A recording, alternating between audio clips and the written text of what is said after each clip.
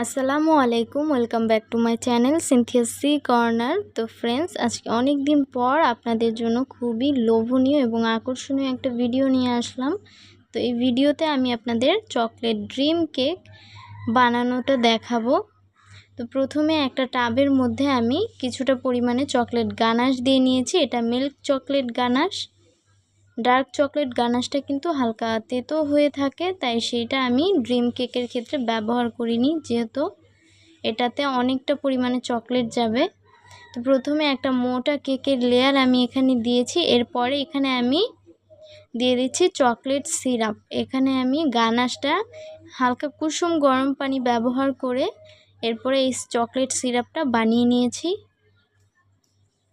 তো এটা কেকের উপরে দিয়ে দিচ্ছি খুব ভালোভাবে। এরপরে খুবই মজাদার একটা চকলেট ক্রিম দিয়ে দিচ্ছি। এখানে কিন্তু ক্রিমের মধ্যে অনেকটা পরিমাণে চকলেট গানাশ দিয়ে আমি এই মজাদার চকলেট ক্রিমটা বানিয়ে নিয়েছি। আর এটা যাচ্ছে এক লেয়ারে, আর এরপরে যাবে হচ্ছে চকলেট গানাশের একটা লেয়ার। তো এখানে অনেকটা পরিমাণে চকলেট গানাশ ব্যবহার করেছি। আর ফ্রেন্ডস, এই কেকটা কিন্তু খেতে অনেক বেশি মজাদার হয়ে থাকে। যারা এখনও ট্রাই করেননি তারা অবশ্যই ট্রাই করবেন। আর যারা আমাদের কেক সেলিং পেজটাতে এখনও ফলো দেন নাই তারা অবশ্যই ফলো দিবেন।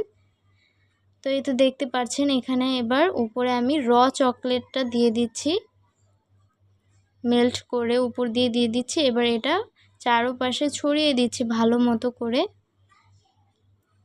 আর এই কেকটা আপনারা খুব সহজে অর্ডার করতে পারেন আমার সেই কেক সেলিং পেজের মধ্যে। আমি পেজের নামটা মেনশন করে দিয়ে দিব, আপনারা অবশ্যই সেটা ফলো করে দিবেন। আর দেখতে পাচ্ছেন উপর দিয়ে আমি চকলেট পাউডার ডাস্ট করে দিয়েছি। আর এই তো রেডি হয়ে গেছে। আর এটা দেখতে কত বেশি সুন্দর লাগছে। আর এর ওয়েট ছিল 500 গ্রামের থেকে বেশি।